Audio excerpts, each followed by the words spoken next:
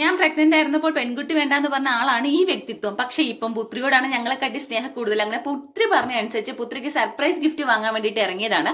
പുത്രിക്ക് cute item തന്നെ surprise gift വേണമെന്ന് പ്രത്യേകം പറഞ്ഞിട്ടുണ്ടായിരുന്നു. അങ്ങനെ മിനിസോയിലോട്ടാണ് വന്നിട്ടുണ്ടായിരുന്നത്. അങ്ങനെ ഇത് രണ്ടുമാണ് നമ്മൾ വാങ്ങിയിട്ടുണ്ടായിരുന്നത്. അതിങ്ങനെ ഒരു ഗിഫ്റ്റ് ബാഗിലൊക്കെ പൊതിഞ്ഞാണ് അച്ഛൻ കൊടുക്കുന്നത്.